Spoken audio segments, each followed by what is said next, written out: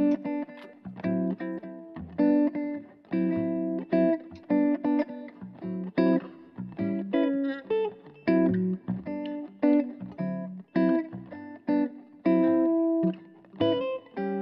everybody.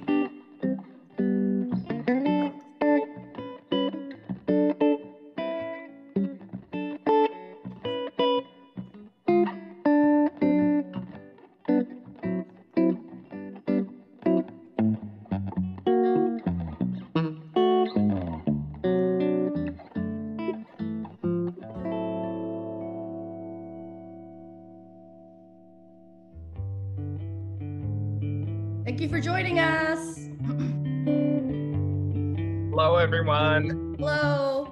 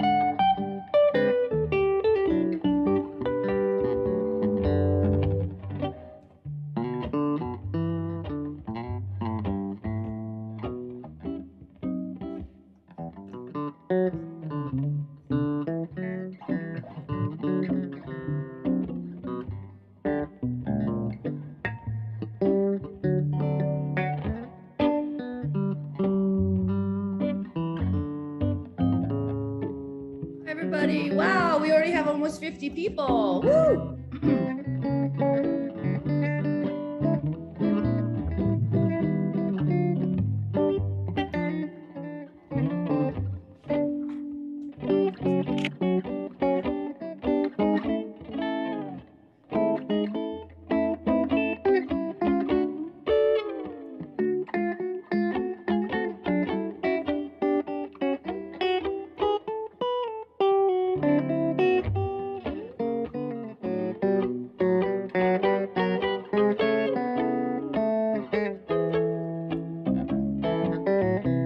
Hey, Elizabeth.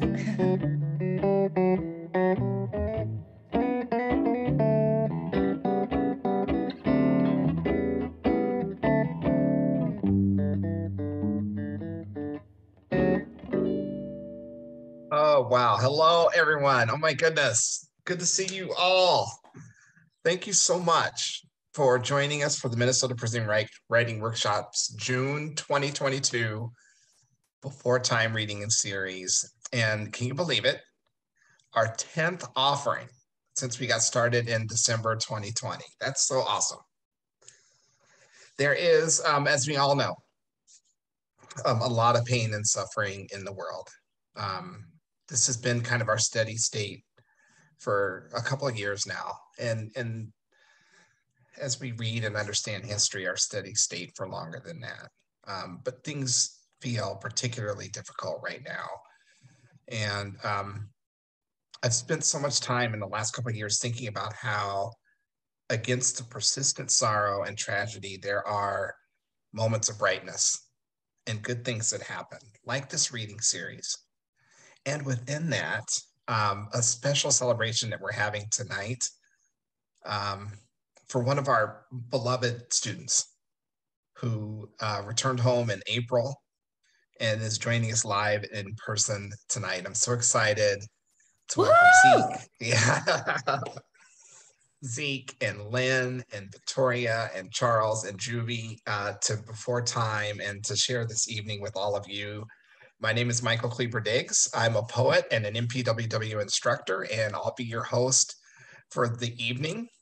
Coming to you from the occupied Dakota, Ojibwe, and Anishinaabe land of Minnesota.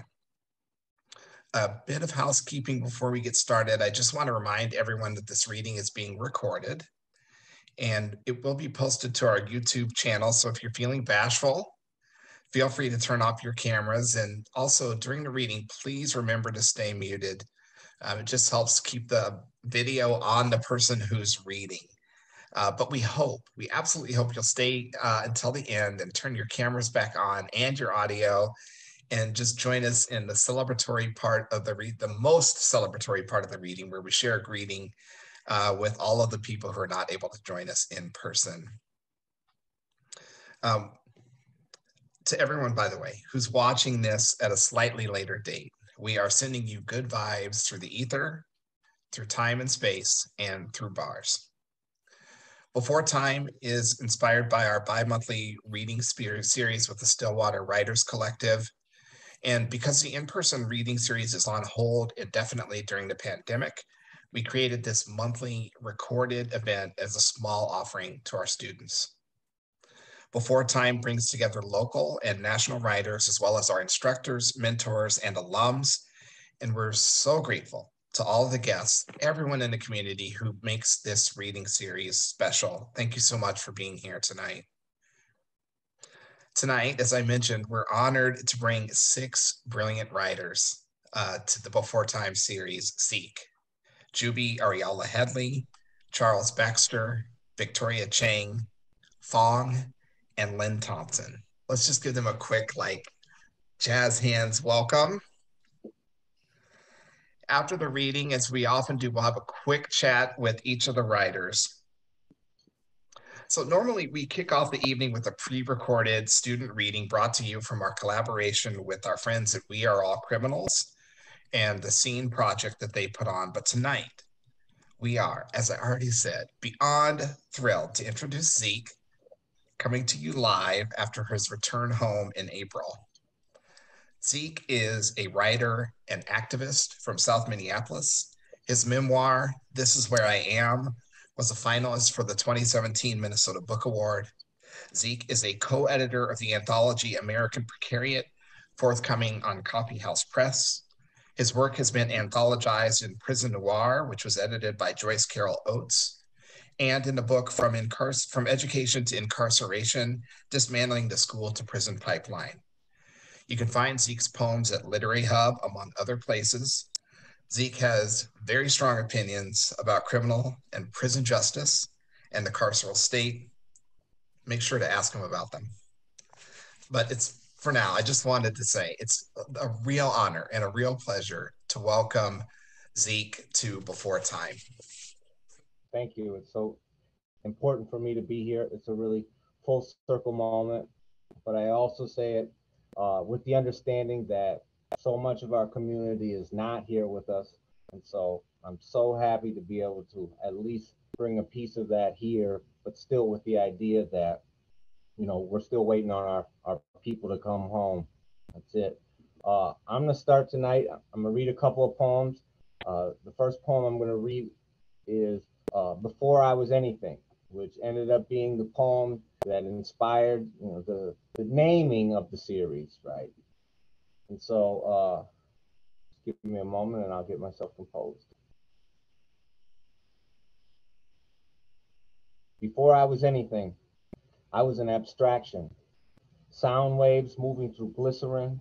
Before the effigies of my generation in orange jumpsuits started tattooing cuffs on their wrists or bars on their hearts, I was a red jumpsuit running under evergreens on the edge of a mountain. Back then I was a story. They would tell me my whole life. Before I was anything, I was an open school education. Cracks big enough to climb down into strange fleeting minutes alone. Subterranean stairwells where feelings as vacuums consume moving photographs of moments compressed between years, bound to one another. The ones come eventually and go away quickly. That was before city center was our mecca, and kids made hodgepodge balls and things and looked at all the people they knew on the wall in the holding basement. Back then, I was a poem carved in the glass on the back seat of the 5 bus. That was before I became time. Stories, smoke accumulated in the walls. I was still standing on that rooftop, watching tricks circle Lake Street. I was still on the bus, behind a janitor's uniform and the smell of fryer grease. I was already on fire. Before I was anything, I was already something my parents could never explain, dressed up in imagined colors. I became a blue shirt, a guileless ghost hovering through hallways, and I'm still sound waves, moving through glycerin.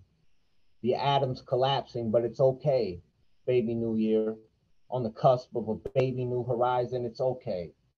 I'm still the abstraction that will maybe write that poem or change the last one, tell the story, or write my way back to life.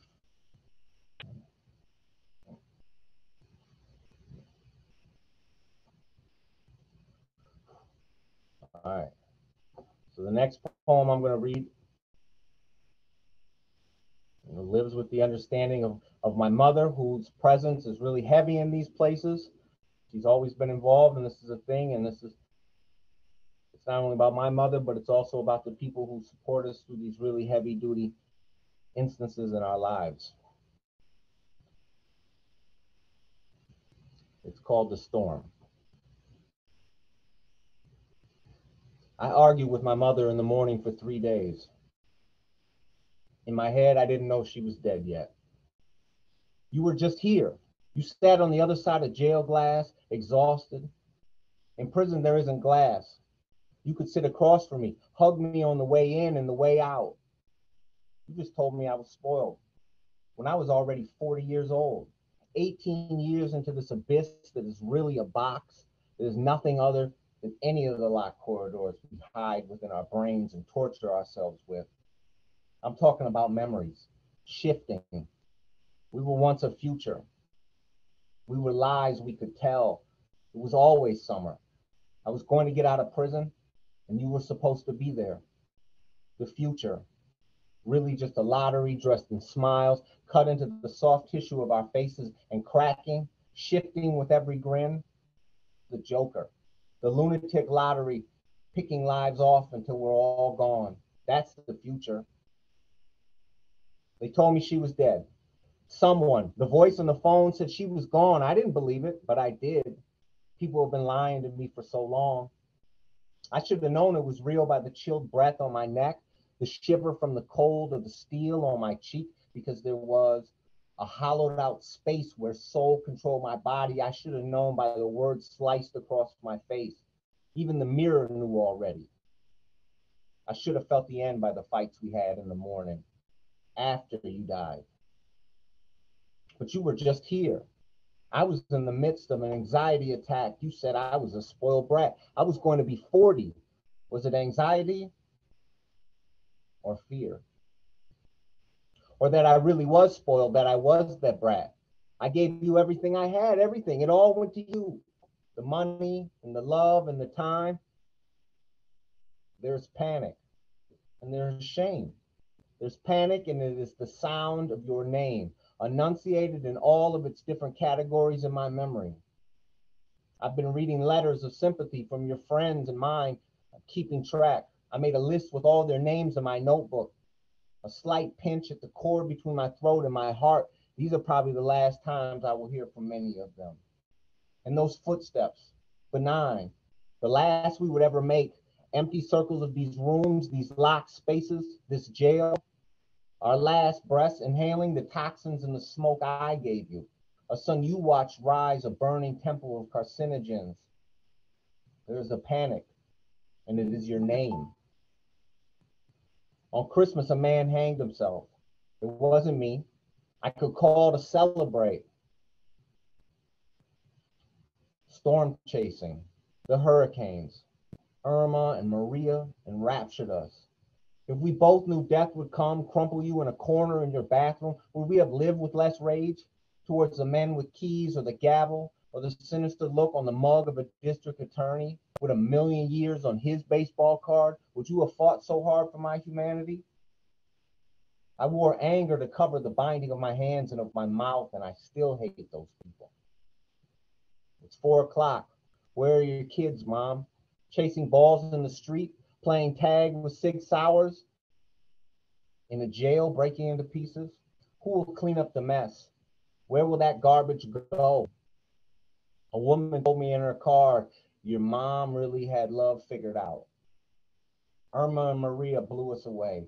Smithereens, they say, blowing in the wind. If you run, you might catch it. It may tell you what it meant by its destruction.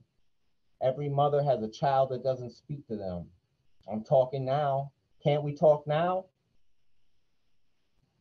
In the last days, Granny chose to talk about the Anoka tornado of 29. Mom spoke to me of the Thanksgiving Day parade in McGregor, Iowa, hiding behind her father while a man with crazy eyes threw live turkeys from the back of his truck. The whole town skellied for dinner. The terror of untamed beasts being thrown to their slaughter, of children learning to swim in the black swirl of the Mississippi. There's a graveyard outside of our window, following us into every home we've ever lived. Rain came, not the romantic kind, to flood your basement whole lifetime in boxes at ankle level kind of rain, sideways kind of rain. And the old world still smolders, with ashes like ghost stories, shadows spread thin, ruin, glyphs carved from it. They were wars that took all of you to wage. And some at the end, the rain came without smiles, not even an ounce of pity, remorse for our destruction, the ways the winds push the past and fight to get through it. Sludge dredged from the rivers, your chest open, to a heart on fire.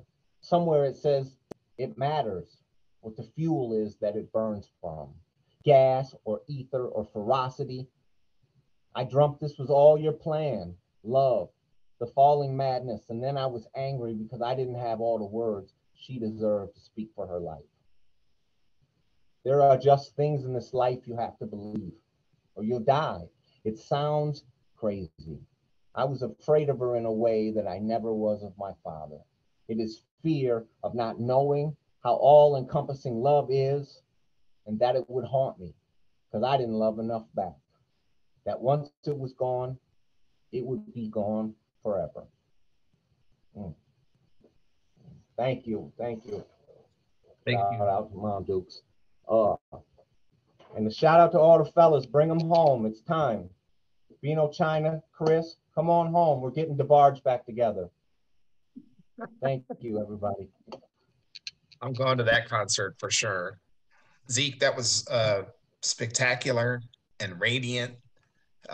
Thank you so much for that. I just thinking about the number of people in this community who knew your mother and how that line, your mom really had love figured out, just echoes, not only in that poem, but just in the community. And thank you for sharing that. I also just want to say I love the photos in the corner of your screen there. Yes, indeed. Yeah. So good to see you, and thank you so much for being part of the reading tonight. Our next reader is Jubi Arriola-Headley. Jubi is a Black queer poet, storyteller, first-generation United Statesian, and author of Original Kink poems with Sibling Rivalry Press, recipient of the 2021 Houstonic Book Award. He's a 2018 PEN America Emerging Voices Fellow, holds an MFA from the University of Miami, and has received support from Yaddo, Malay Arts, Lambda Literary, and the Atlantic Center for the Arts. Jubi's work has been featured in Literary Hub, Electric Literature, The Rumpus, Southern Humanities Review, PBS NewsHour's Brief but Spectacular, and elsewhere. Jubi lives with his husband in South Florida on Tequesta, Mikusuki, and Seminole lands. Jubi, welcome. Thank you so much for being here with us tonight. Thank you so much for having me. I have been just such a fan of this reading series, maybe since its inception. I've had the opportunity to attend a few, and it always stuns me It always makes me feel embraced by community. And the idea that I'm reading for this series now is mildly overwhelming, especially when I'm reading with such illustrious poets. And Zeke, thank you, man. Thank you so much for your reading. There is a line that you said in your second poem about your mother, man, on Christmas, a man hanged himself. It wasn't me. And I feel like I'm going to be wrestling with that line for days, weeks, months, maybe years. But everything you read was amazing, and just honored to read with you. I am going to read two poems. One's a little longer and one's a little shorter.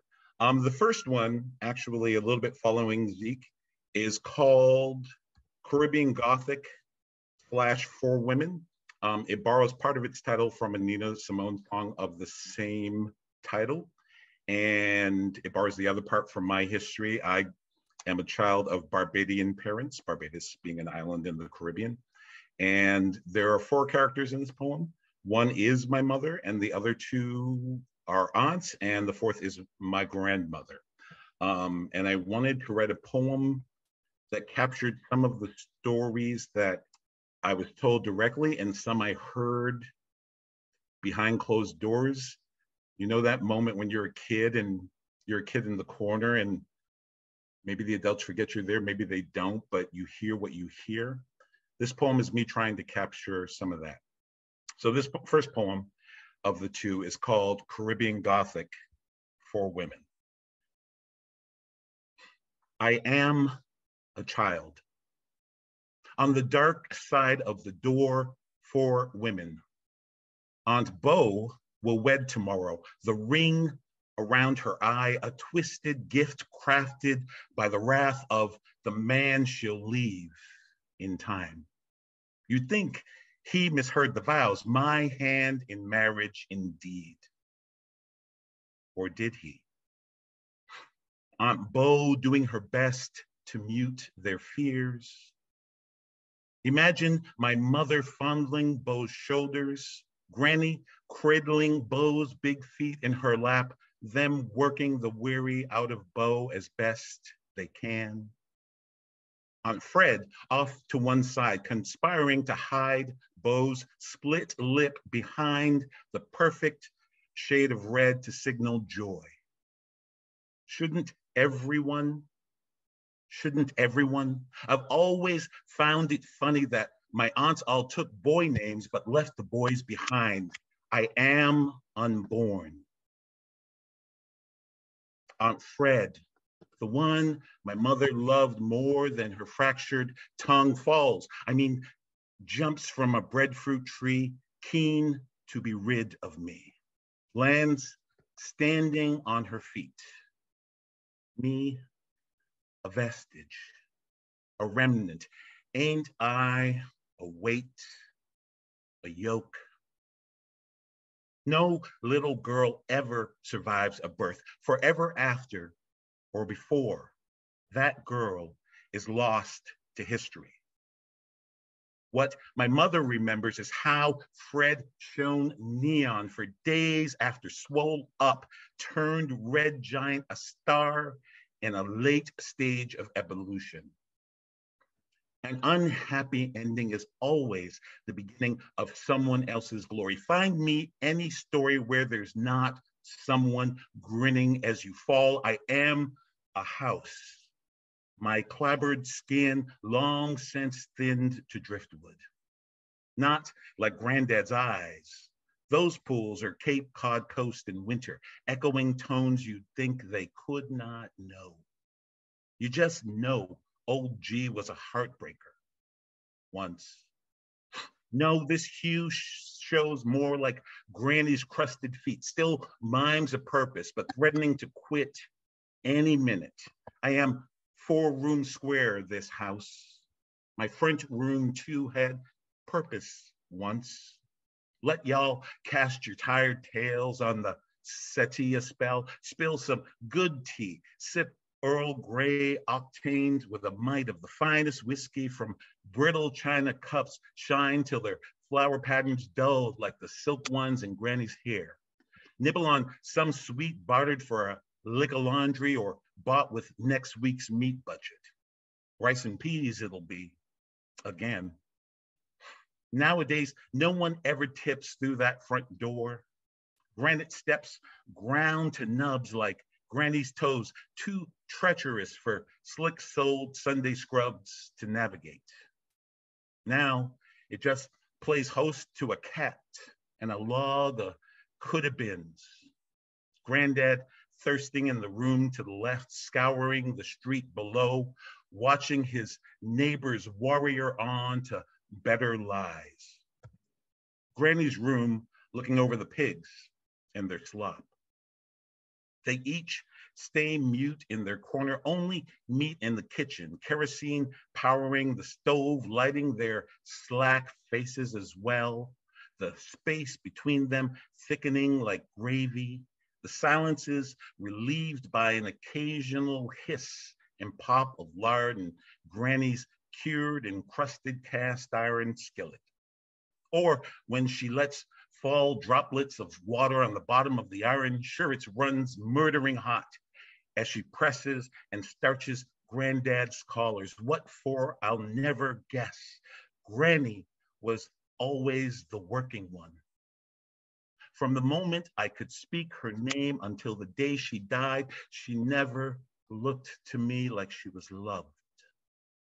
I could tell you that I loved her, but until the day she lost her voice, Granny always said, I cannot stand a fucking liar. I am a fucking liar. When my mother asks whether this poem is about me, I'll smile all the while sidestepping the question like I've done so many men I didn't love. She deserves a better son, one who is unwilling to language the living.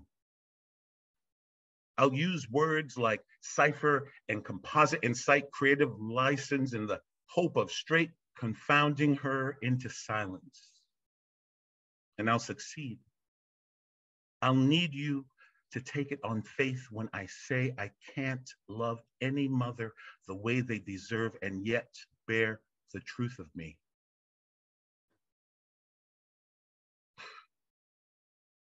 I am looking at a screen with the poems on it, but I hope that that poem resonated with some of you. The second poem I'm going to read has a different tone. I came across a photo of Frida Kahlo, the famous Mexican painter, speaking with Josephine Baker, the legendary Black performer and actress and singer. And that got my mind racing. And based on some articles I read, I wrote a poem, and this poem is called Queer Fan Fiction, Frida and Josephine at La Casa Azul. Josephine slays for days, lays the rhythmic glyph of her across the cool Saltillo floor, coaxes her toes into a perfect on point, tucks the world behind her eyes, says, cast me however you will. Frida forgets every fickle bit of man or metal, whatever pierced her, drops to her brittle knees. Her hands, too, fall, unable to resist the pull of gravity to Josephine's errant belly. There, Frida lazy traces circle after flawless circle. Josephine giggles, forgets to tot like she's expected to. Her breath expands, rises to meet the hardened tips of Frida's paint-stained fingers. I've never met a canvas that would not respond to touch, Frida whispers. Josephine begins to sing. Wanting you is my offense. You have all the evidence. Now I wait for you to sentence me. Death, Frida thinks. Death by 1,000 blisses. Frida reads like a book to Josephine, who lifts a single finger, says everything she needs to with a hook. Come. Begging your pardon for singing. I hope you will hear the spirit rather than the timber. I appreciate y'all. Stay in community, stay strong. Love you. Jubi, thank you so much. I was scanning the room, and if my read on it is right, the poems resonated.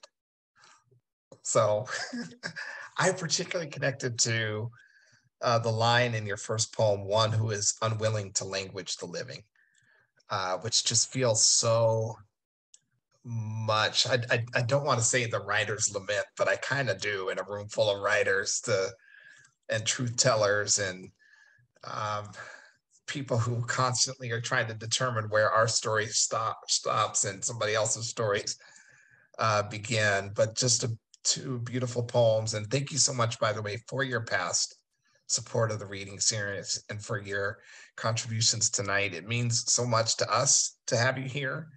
And thank you for being part of it.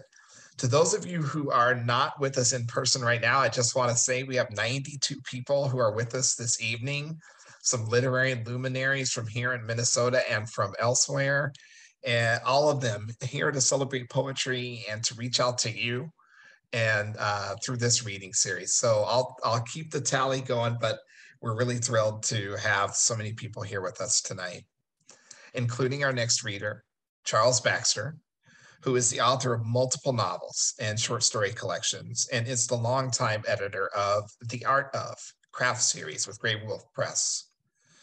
His novel, There's Something I Want You to Do, published in Paperback by Vintage in 2016, was a finalist for the Story Prize. His latest novel, The Sun Collective, was published in 2020 by Pantheon. And his third novel, The Feast of Love, was a finalist for the National Book Award in 2000. And has been made into a film starring Morgan Freeman. Charles has also published essays on fiction collected in Burning Down the House, Beyond Plot, and Wonderlands, essays on life and on the life of fiction, which is forthcoming with Grey Wolf next month.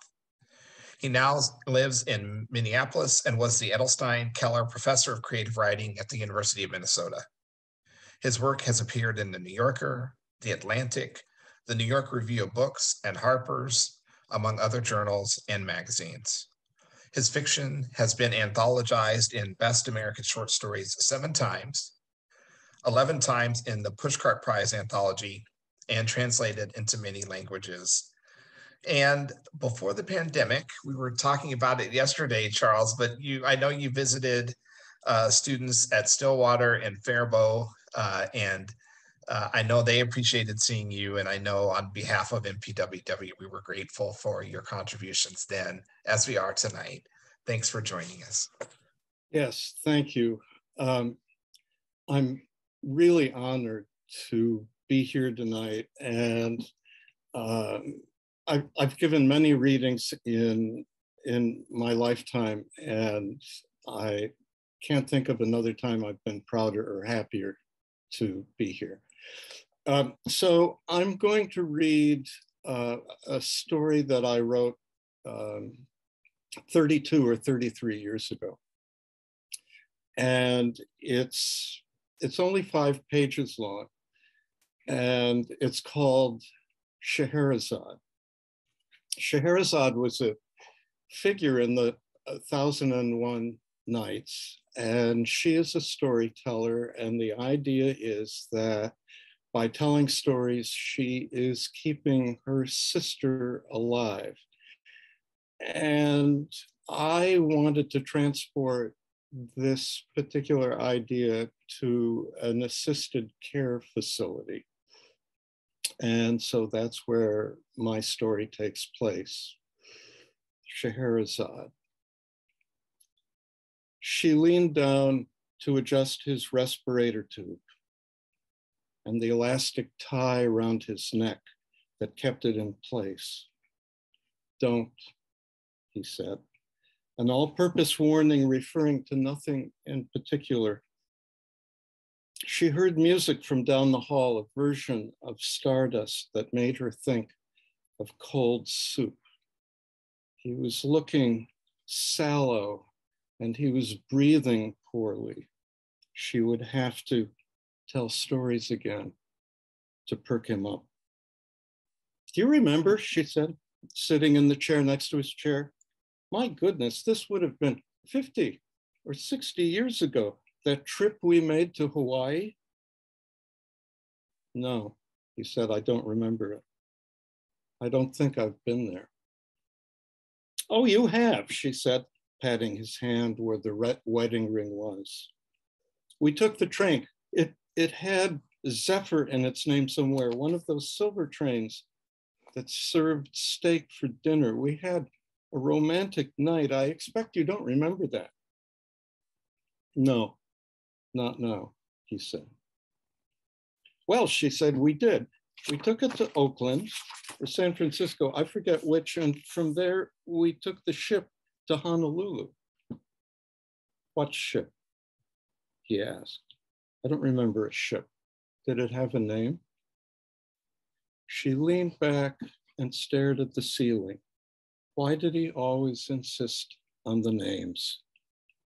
She couldn't invent names. That always caused her trouble. The name of the ship, dear, was Happy Days. Not very original, I must say. We were on the sea deck, second class. The first night out, you were seasick, and then you were all right. The ship had an orchestra, and we danced in the little ballroom. You flirted with that woman whose room was down the hall. You were quite awful about it. The outline of a smile appeared on his face. Who? She saw the smile and was pleased with herself. I don't remember, she said. Why should I remember her name? She was just a silly woman with vulgar dark red hair. What was her name? He asked. I told you, I don't remember. Yes, you do, he said. His mouth was open. His filmy eyes looked in her direction. All right, she said. Her name was Peggy. Peggy, he said, briefly sighing. Yes, it was Peggy, she said, and you made yourself quite ridiculous around her, but I think she liked you. And I remember once I caught the two of you at the railing, looking at the waters of the Pacific as the ship churned west. What did she drink? He asked. Oh, she drank old fashions, his wife said. An odd drink for a single woman to order. I always thought she might prefer martinis or Manhattans, but no, she liked bourbon mixed with sugar water and bitters. She felt herself going too far in this improvisation and hauled herself back. What I minded was that she would not always close the door to her stateroom. You'd look in and there she was. Yes, he said, there she was. There she was, she continued, with that terrible red hair of hers billowing down to her shoulders, and you standing in the hallway, staring at her. You caught me looking? He asked. Yes, I did, but I didn't blame you. You were attractive to women. I was? Yes, she said. You were so handsome in those days and so witty, and when you sat down at the piano and sang, it was hard for women to resist. Blandishments, that's what they used to call them, your blandishments. Could I play the piano? He was smiling, maybe thinking of the Pacific. Yes, you could play and sing. I've heard better, but certainly heard worse. You sang to me, you would sing to anybody. To this Peggy, he asked. Well, to anyone, she said. When she saw his smile fade, she said, and to her too, in an effort to charm. All I know now is it was 50 years ago. He closed his eyes and stretched his legs. She saw a smile cross his face and was pleased with herself. In Hawaii, she said, we stayed at the Royal Palm Hotel. Although she had once been on a ship, she had never been in Hawaii and was speaking more slowly now as she tried to imagine the scene. We were on a beach, the famous beach with the name, and the sands were white as chalk. We played shuffleboard. We did? Yes. Yes, we drove around the island and we climbed the extinct volcano, Mount Johnson. There's a lake inside Mount Johnson and you went swimming in it. And there were large birds, enormous blue birds flying over our heads. And you called them the archangel birds and said that God had sent them to us as a sign. Sign of what? Sign of our happiness. Were we happy? He asked. Yes, she said, we were. Always? Well, not always. No one is always happy. Anyway, Mount Johnson was one day, and on another day, we went diving for pearls. You found an oyster with a pearl in it. I still wear it on a pin. He looked over at her and searched her face and chest and arms. Oh, no, not today, she said. I'm not wearing it today. The sound of the oxygen hissing out of his respirator tube fatigued her. She wouldn't be able to continue this much longer. It was like combat of a subtle kind. She hurried on. On the island, we picked enormous flowers, and every evening we sat down for dinner by the water. And you put a gardenia in my hair one night. We ate pineapples and broke open coconuts, and at moonrise, the sea breezes came through the window of our room where we were lying on the bed. We were in love. We had room service bring us champagne, and you read poetry to me. Okay, he said, what did you look like? She clasped her hands in her lap. I was beautiful, she said. You told me so. The sound, he said. What sound?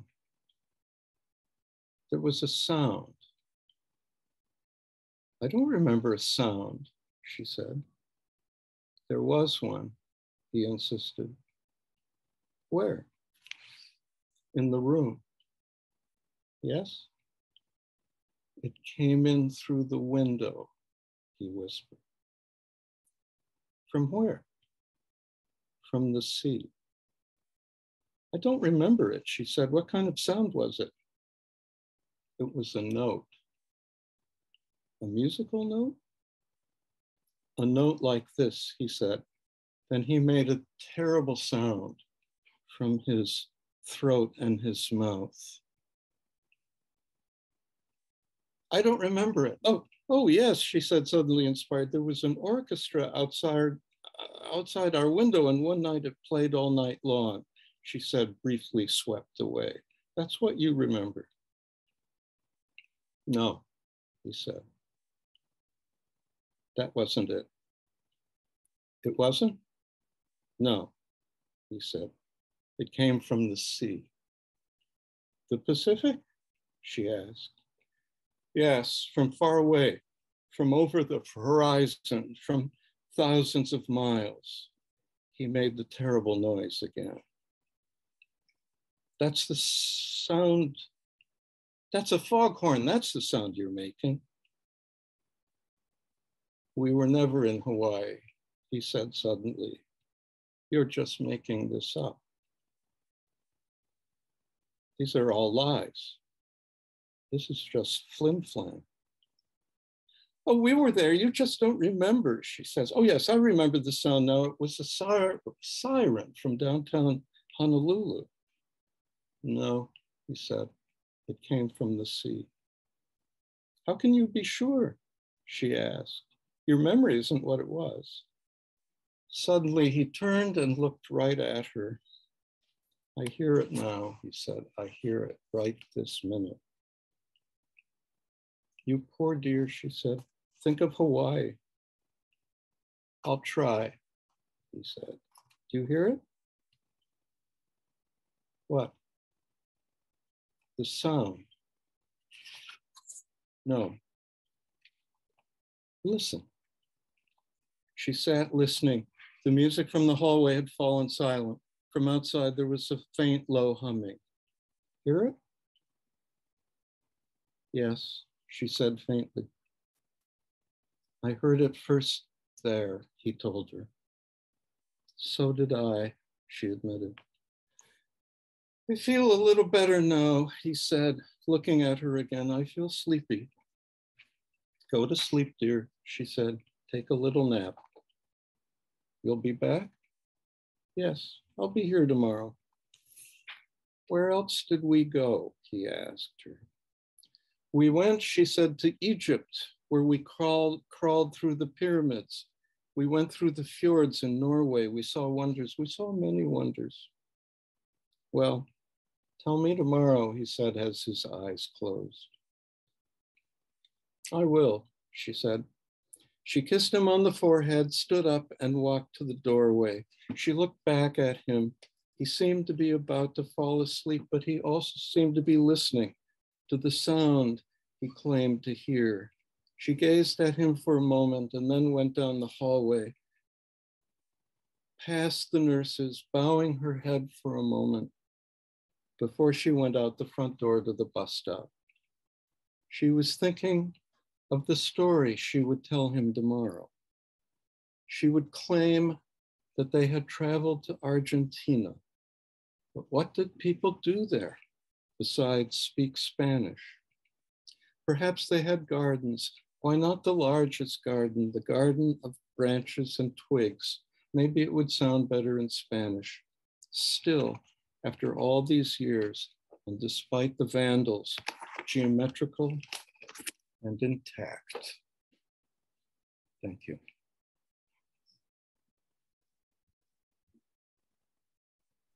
So much, Charlie. Beautiful and haunting and gripping. Very grateful for your reading as well. Our next reader is Victoria Chang.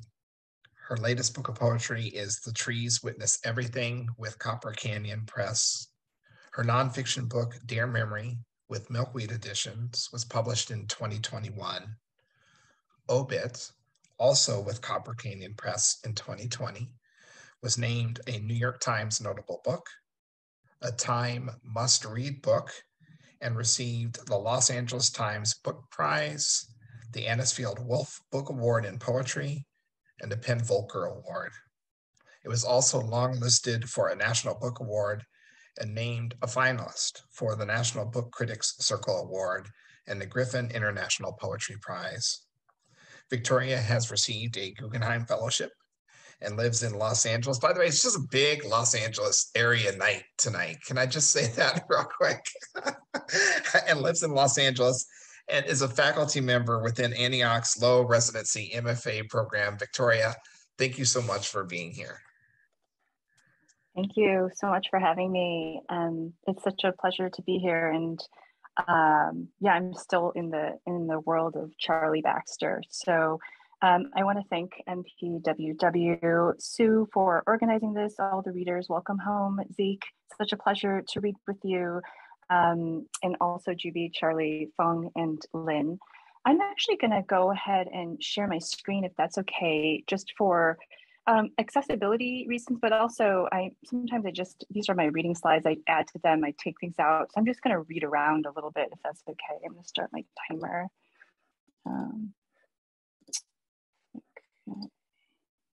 All righty, let me move you all down a little bit here.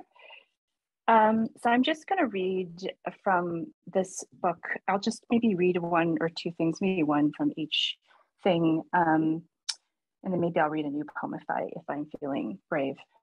So my mother passed away of pulmonary fibrosis in 2015, it's a while ago, and it's when your lungs harden and you suffocate to death. And my dad had a stroke maybe 15 years ago and passed away in January. So he's always in a lot of my poems and things because it's just he was sick for a long time.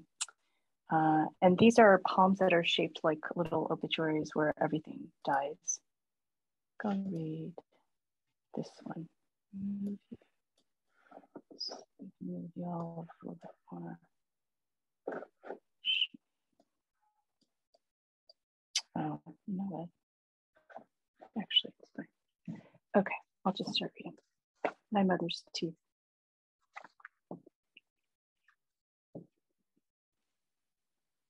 I'm sorry, I know some of you have probably heard me read some of these poems a million times. She had fake teeth, so. My mother's teeth died twice, once in 1965, all pulled out from gum disease, once again on August 3rd, 2015. The fake teeth sit in a box in the garage. When she died, I touched them, smelled them, thought I heard a whimper. I shoved the teeth into my mouth, but having two sets of teeth only made me hungrier. When my mother died, I saw myself in the mirror, her words around my mouth like powder from a donut. Her last words were in English. She asked for a Sprite. I wonder whether her last thought was in Chinese. I wonder what her last thought was. I used to think that a dead person's words die with them. Now I know that they scatter, looking for meaning to attach to, like a scent. My mother used to collect orange blossoms in a small, shallow bowl. I passed the tree each spring. I always knew that grief was something I could smell, but I didn't know that it's not actually a noun, but a verb, that it moves. Let's see. I think I will just move around a bit, if that's okay. Sorry, these are all. I'll read some stuff from Dear Memory, which is it's a really difficult book to classify because I wasn't really sure what I was doing when I was writing it. And so it's a book of epistolary letters. There are also a bunch of collages in here. And I'm just going to read, I won't read any of the letters, they're a bit long. So they kind of look like this. And I really started writing a letter to my mother when I found all these boxes of all her things, but I didn't have anyone to ask questions to. And then I wrote her a letter, and then I wrote more letters and more letters. Eventually I put in some pictures with little pieces of paper that I wrote poems on, and very iterative. This took a lot of time and a lot of energy, and I was feeling lost most of the way. So I'll just read this one here. And I think this is my great grandmother. That was my mother up right above her on the left. And this is just a poem that I wrote and then cut out paper and left them sort of hanging on the paper. Once you had to stand behind your grandmother who left a country, each of your feet lifted off the land onto the boat like nightingales. I imagine the night sky, you below deck, light coming from two moons, but only half of your face lit up. You stood still as the moons rearranged themselves. During the switch, language was lost at sea. When language belongs to no one, a door opens. Okay, I'll jump around a little more. And then I'll read from this book, which just came out. It's a strange little book. I call it the Book of Chocolates because it really is a book that you just flip around. There are little poems on each page. And after writing a book like Obit, I really didn't want to write anything about anything. So I tried to give myself exercises to get out of the way of myself, if that makes sense. So these are all small poems in syllabic forms, various syllabic forms like tankas, kitautas, all sorts of patterns, 577, 577, buso, kusakikas, all chokas, which are mine are 9 lines. And then I also to make my life harder, I actually I used W.S. Merwin's poem titles as my titles. I'll just read a few. And you'll notice his titles are really wonderfully malleable. They're just very open.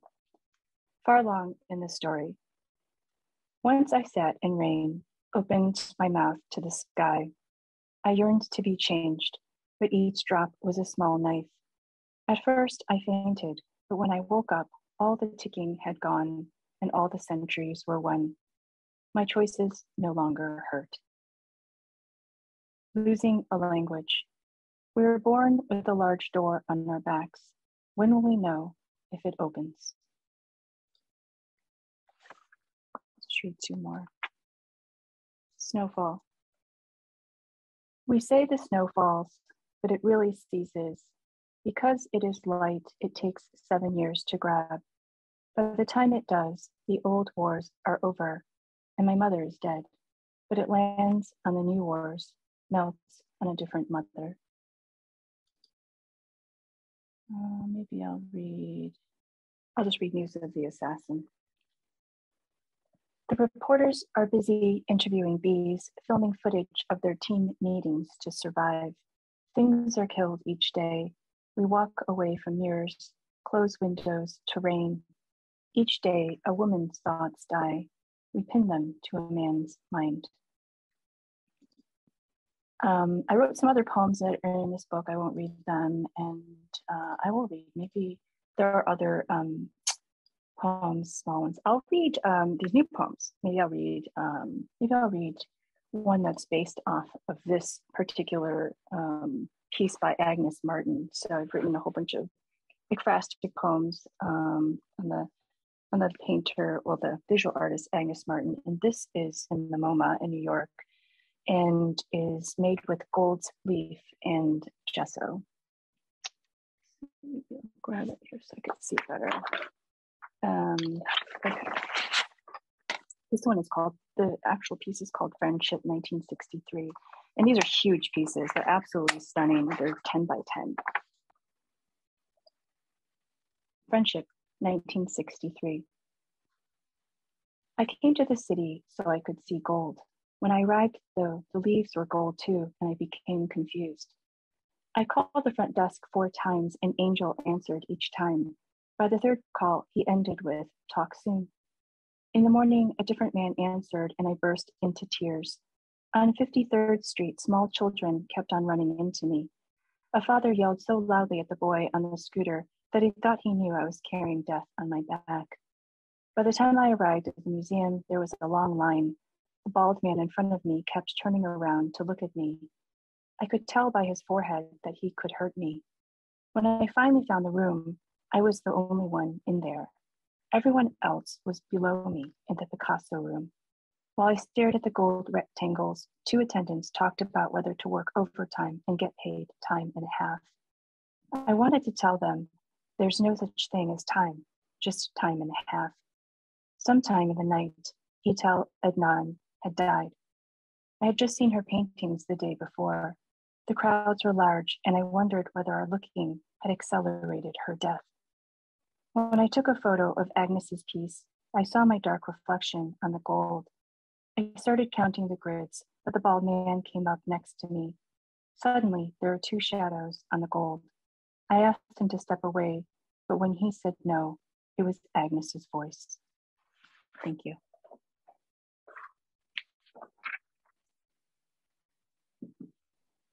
Yeah, thank you so much. Still kind of stuck on Agnes's voice making the appearance there at the end. That's spectacular. And I love your voice and your sharing and expanding accessibility. Often when I hear work read that I cannot see, I wonder about the aesthetic choices the poet has made. And I think as we consider options that are available to us through technology, sharing the visual elements as well is one of the things that can come to mind. So thank you for helping us consider that in new ways. Our next reader, joining us virtually or through recorded medium, is Fong.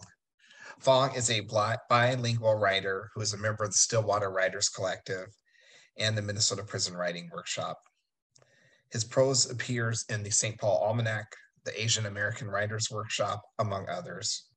He is a 3-time winner of the MPWW Minnesota Center for Book Awards annual broadside competition, which was judged by Natalie Diaz, Hugh Min Nguyen, and Kaveh Akbar. He is also a co-editor of the anthology American Precariat, which is forthcoming with Coffee House Press. Fong enjoys poetry, essays, and crafting visual art. When he's not drawing or writing, he volunteers as a tutor.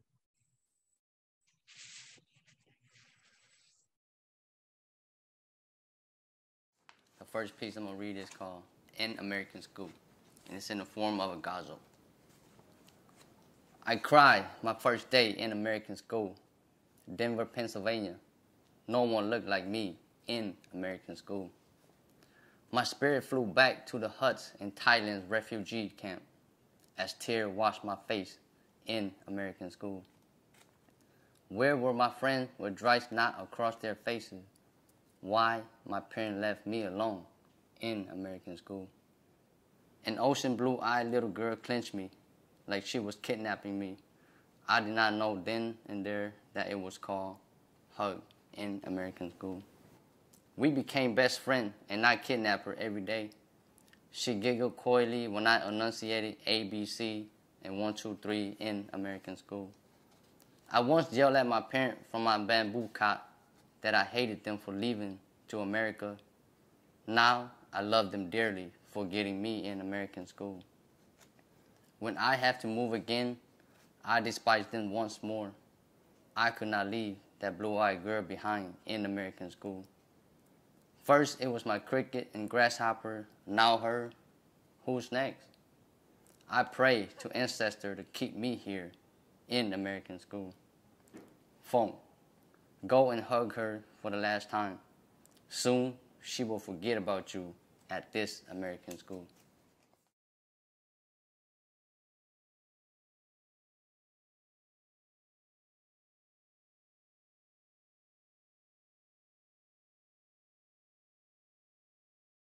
Thank you, Fong. And earlier we spoke of celebration and of homecomings, and so many of us were overjoyed.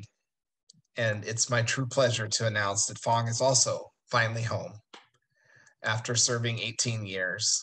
And I know when he's ready and able, he hopes to join us for a future before time reading. But if we could just now make a joyful noise for Fong and welcome him home.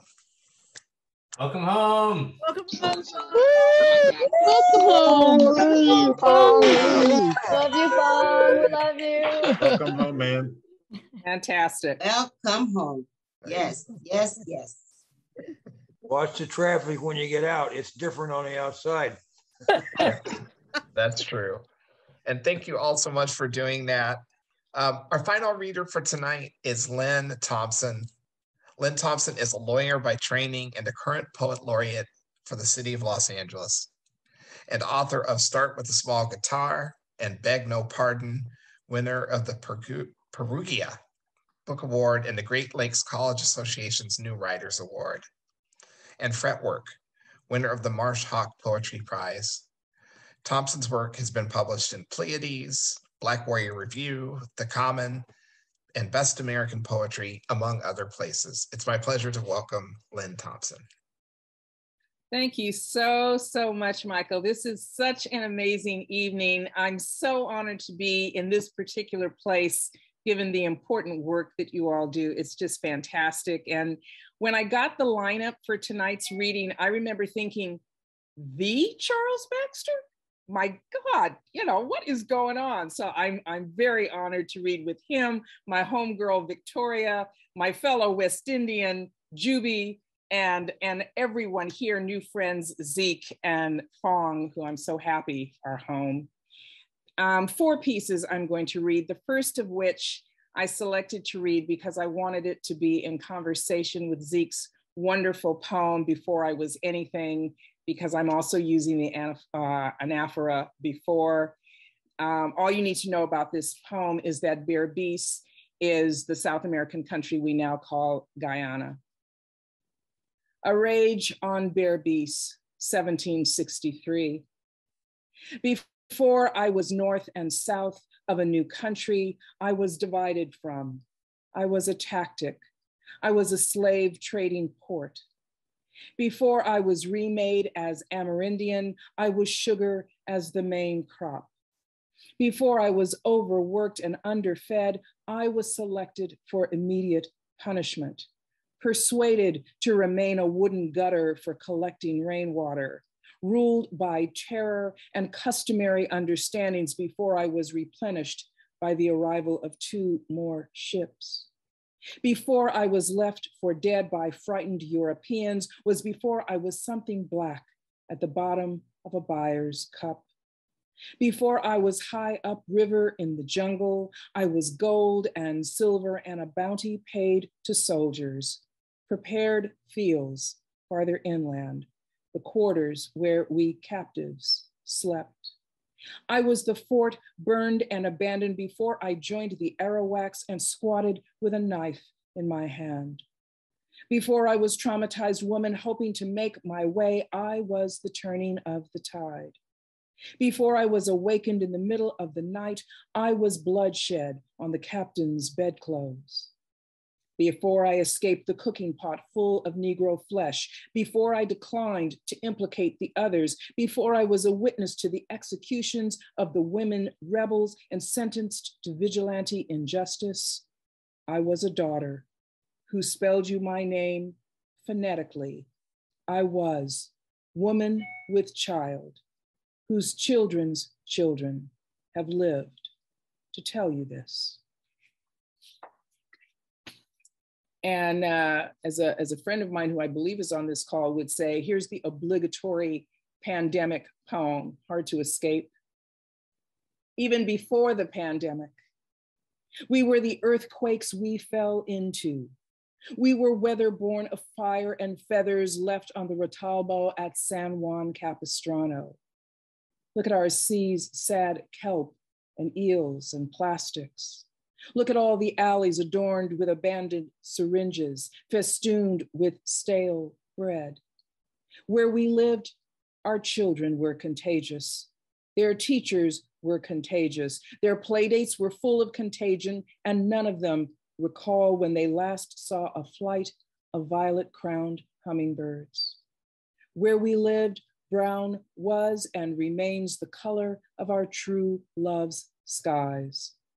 Where we lived, we laid in our thistle beds over Chumash bones, laughing our hyena-like laughter.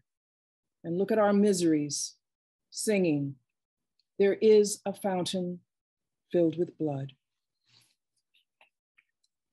I was interested, Michael raised a question about spirituality and divinity and what place that has in any of our work. And I was raised in the Judeo-Christian tradition, but I think these 2 poems will tell you how I feel about that.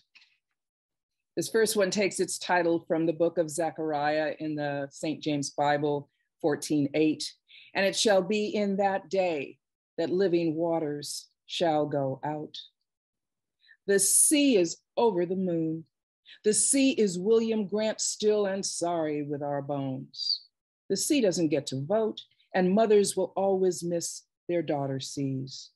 Sea's Galapagos damsels are no more, so sea will call you out and take you down, and she ain't no river Styx, which is why sea is not as blue as you and I are.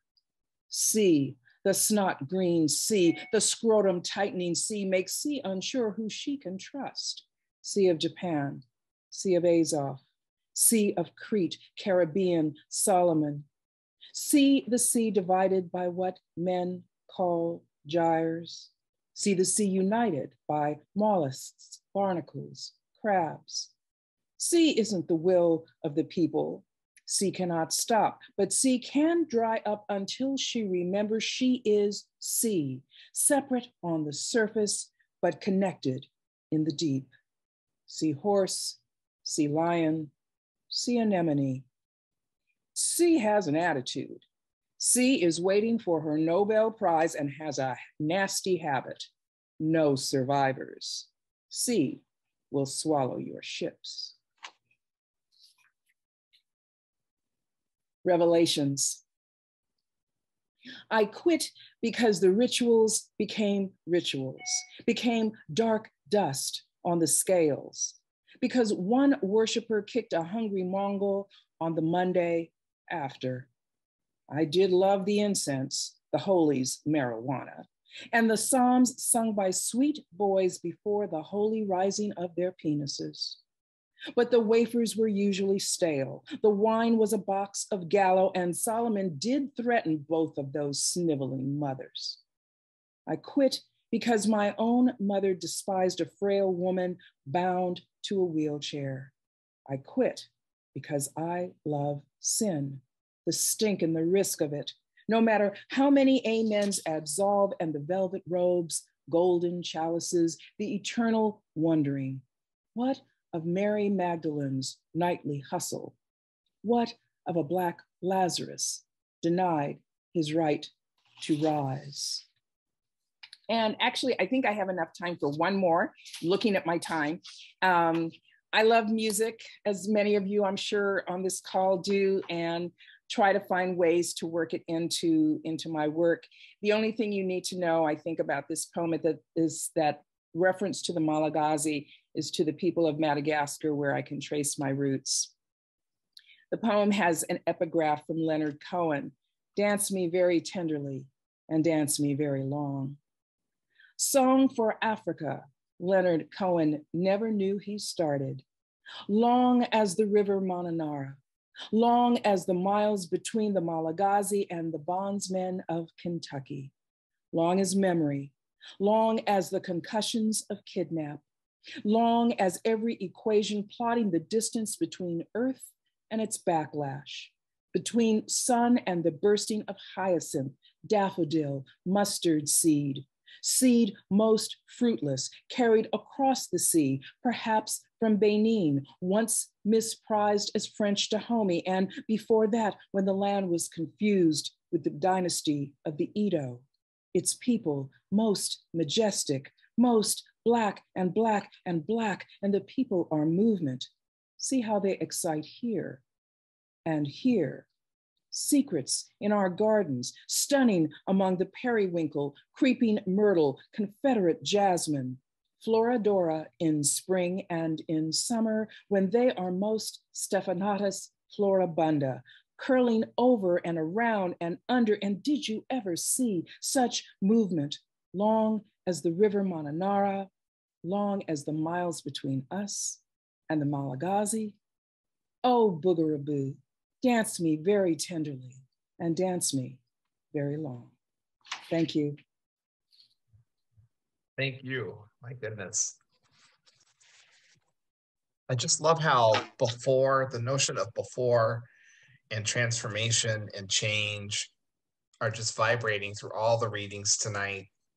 I love entering in with Zeke's idea, connecting us to the work that gave us the name for this series, but all the ways that all of you are thinking about events and moments and losses that change us, and how we were before and how we were after, whether that's before memory or before we were known as who we were, or before the loss or before time. And thank you for bringing all of that together, Lynn, in your reading. And you touched on it. We talk a little bit by email ahead of time about conversations that we'd like to have as writers for our students.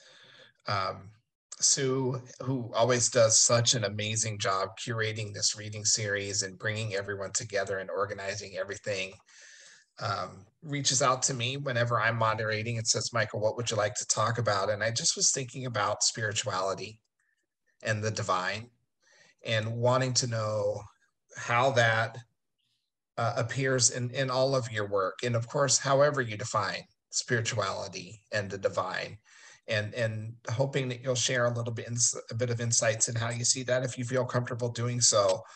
Our tradition is to go in reverse order. So we'll start with Lynn, and then work our way back to the beginning. So Zeke, you're going to close it. You'll be our closer. But Lynne, I wondered if you could talk a little bit more about spirituality and the divine.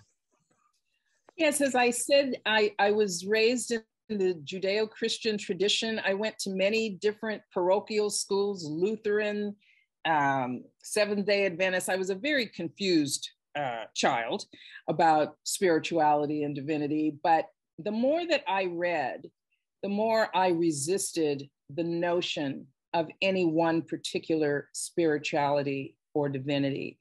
It didn't make sense to me that somehow people that were Buddhists were out of the club, or that people that studied Shintoism were out of the, it didn't make any sense to me. So I realized that in my work, there tends to be a more questioning but pantheistic concept of what it means to be spiritual, what it means to be divine. I think as I get older, it's more important to me to explore those questions as I, get ready to cross over to wherever I'm going to cross over to. But I am very resistant to any one particular ethos, and I think that shows in my work, or at least when I read it, I think my measure is, my mother would die again if she wasn't already dead, if she read some of the things that I wrote. Thank you for that. I have similar feelings with my mom and thoughts about my own reflections and changes over time. Victoria, I'd love to hear from you as well. I don't really have much to say, but I have said before that I feel like sometimes, at least for me, poetry is very similar to prayer. And I think it's because I feel like, for me at least, poems are a way to have a conversation, a correspondence with something greater about things that maybe answering or asking questions that can't ever be answered. So that feels very much like the process of writing poetry, reading poetry, but also the act of prayer is just to have someone to talk to. And so that's pretty much all I could think of. Yeah, thank you so much. Charlie? I only have two brief thoughts about this. And the first one is that there's a certain kind of fiction and, well, nonfiction too, which is almost entirely about what I'd call the things of this world. The outer appearances of what happens, objects, the sorts of things that we accumulate. But for me, that's not the most valuable fiction that I care about. The fiction and poetry that I care about tells us what the inner life is and what it's like to be alive at any particular time and what it feels like on the inside rather than the outside. And that's the spirit, that's where the soul of fiction and poetry resides. And the second thing is, the second idea I have is not my own. It's Flannery O'Connor's. She said that the writing of any novel, and I would say the writing of any story, any poem, is always a kind of act of faith, meaning we have to have faith that we're going to finish the poem. We have to have faith that we're going to finish the story. We have no evidence that anyone is necessarily going to read it, but we have to have faith that somebody will. And we have to have a kind of faith that it will make a difference in somebody's life sooner or later. And I think I live by that faith, and I think a lot of writers do. Thank you for that. Jubi? I am stuck on the line. I love sin, the stink, and the risk of it, Lynne. That's just etched in my brain right now. Partially because I feel like that's a in some way, that's kind of a mode of accessing the divine. It's kind of a taking the divine and twisting what and how it's been imparted to us in many ways, in many, as I think of it, oppressive ways, and seeking something greater. And what you said, Victoria, really resonated with me of poetry as prayer and conversation. I was thinking about this earlier today, and there is the divine, but there's also to divine, which is to sort of try to discover something. And that's how I think maybe the divine works for me. It's, you know, I have been taught by many poets, including some of the ones on this Zoom, that poetry is also an act of discovery. And it's a wonderful feeling when you're sitting down writing a poem, and it's sometimes scary, but it's also wonderful if you don't know where you're ending up and you allow yourself that mode of discovery. And maybe this is weird, I think that's a little divine, the actual moment of writing the poem, but also that reaching across to try to communicate, to be in conversation. And zeroing in on that thing that animates, for lack of a better word. Thank you so much for that too. We sometimes call it trust, but it feels an awful lot like faith. Zeke. I mean, I'd like to even key in a little more, just even as far as what Charlie was saying about the idea of the creation of our work being an act of faith in a way too, in the same way Victoria was talking about poems being like a prayer. I think, you know, in my experiences living in a box or a cage for a long time, like I think there's something really spiritual about how you choose to spend that time. And then like the idea of creating out of nothing, you know, it's the idea of how we create ourselves in a way too. Like we created with art, but the thing is, as human beings, we're always sort of creating ourselves as well. And then to create yourself out of something when you've been really like, you know, degraded in so many different ways, and you're at a point like where literally you might be naked in a room and you decide that you're, you know, that you know, you have something that is necessary that needs to go out into the world, that you're willing to sort of throw at the wall, and it might not make it out, but it's like one of those things that like you do it anyways, right?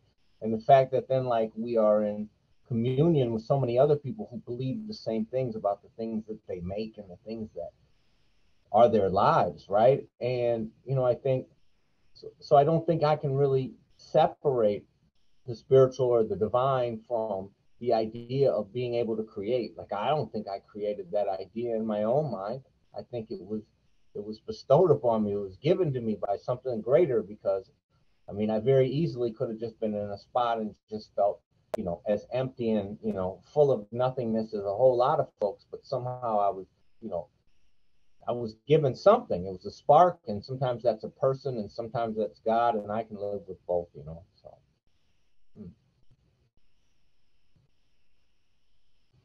Thank you so much for that. Thank you, all of you, for your thoughts on that question. I really appreciate it. I'm thinking now that our words and our faith and bringing them to the page and sending them forth in the world is part of what's brought us together tonight, and part of what brings us into community with the people for whom we make this reading series. And it's part of our tradition, as long as we've been doing this by Zoom, to end with a salutation to the artists that we work with and miss, that we'll be back together with in some of the facilities this fall. We're excited about that. And until then, we just wanted to, first of all, thank all of you, Charlie, Lynne, Victoria, Zeke, Jubi, Fong, for being part of tonight's reading. Thank you, Sue, Fong. Thank you, Mike Alberti, for putting the series together and running the technology and making sure everything works well. And thanks to everyone in the community who's joined us, who watches on YouTube later. We need you, and we're grateful for you. So come off of mute, turn on your cameras if you'd like to, and please share a greeting as we close out tonight's reading. Thanks for being here. Hello, everybody. Thank you, everybody. Thank you. Great to see you. Amazing reading. Thank you. Thank you so much. Thank you. Thanks for coming. Thanks, Charlie. Michael. Thanks, Jubi. Thanks, Bye-bye. everyone. Thanks for having us. Hi, Zeke. Hi, Chris. Thank you so much. Pleasure. Good to see y'all. Hi there, I'm Ari Tison, the mentor coordinator over here at Minnesota Prison Writing Workshop. I'm inviting you to consider applying to our mentorship program, and I'm going to explain a little bit about who we are, what the process is of applying, and a little bit about what mentorship looks like. First, the Minnesota Prison Writing Workshop mentorship program is a way for you to gain feedback from a mentor on the outside. And our mentors are professionals in the field. These folks are publishing, they're writers, they're editors, they're educators or teachers. And we provide mentors for folks who are on the inside to gain growth in their creative writing. And so what this looks like is a packet system that goes back and forth. So once you're assigned a mentor, you are sending your creative work about every other month to a mentor on the outside, and then the mentor then is sending work feedback back on that work itself. They are also often supplying supplemental readings or prompts for you to do, and they also write a letter back to you with feedback. And since most creative writing isn't ready to go on the first draft, we definitely encourage our mentees to lean into that our program is to support revision. And so mentees, students should be expecting that they will be asked to grow their work, to change it, to modify it, to grow it, to try new things with it throughout their mentorship process. So definitely, if that sounds like something you want to lean into, to growing, to strengthening your craft, this is absolutely a program for you. So what does applying look like? You will first need to send a kite to your education staff and request an application, the application materials from our program, so from Minnesota Prison Writing Mentorship Program. Second, you will then receive a packet of information, guidelines, information about us, what to expect, how to start preparing a letter to write back to us. And then three, if you're looking, if you look over the materials and you're finding that you do want to join, and you would like to be assigned a mentor and you'd like to apply, you would then write us a letter, a fancy way of a cover letter. You'd write us a letter that would be directed towards a potential mentor. And so you would address that mentor and just say, dear mentor, and then just say what you would like to write, what you maybe enjoy reading, the kinds of ways that you would like to see growth from yourself in this process, in this mentorship, and kind of anything about yourself that you would like to share. So for example, if you write science fiction, it might be useful to write that in the letter. And so that'll also help me as the mentor coordinator to match you with somebody that fits the kind of genres and projects that you're wanting to work on. And that also helps me to then find the best match for you. So what does applying look like?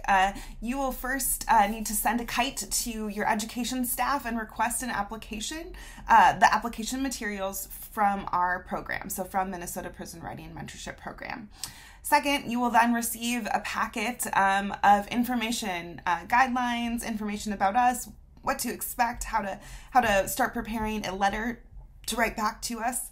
And then three, if you're looking, if you look over the materials and you're finding that you do want to join, and you would like to be assigned a mentor and you'd like to apply, you would then write us a letter, a fancy way of a cover letter. You'd write us a letter that would be directed towards a potential mentor.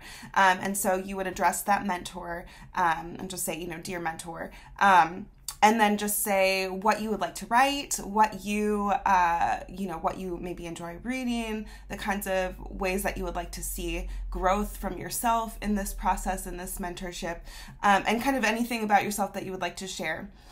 So for example, if you write science fiction, it might be useful to write that in the letter. And so that'll also help me as the mentor coordinator to match you with somebody that fits the kind of genres and projects that you're wanting to work on.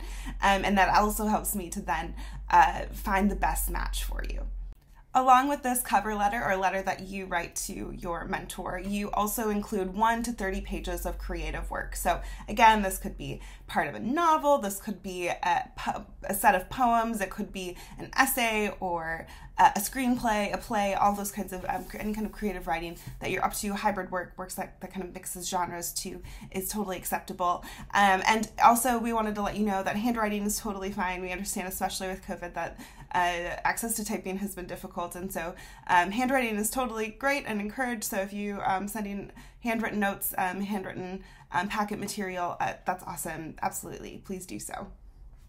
So once you send your cover letter and your creative writing material through the education staff back to us, it will take me about 2 to 4 weeks to be able to read the material and then also find you a match for your mentor. And so what we do is we require 3 exchanges between the mentee and the mentor. And so with that creative packet that you send, that'll be the first material that your mentor will look at, and they will give you feedback, written feedback on the creative writing work, a letter, and again, maybe supplemental reading materials or prompts that go along with it. And then we will send that packet back.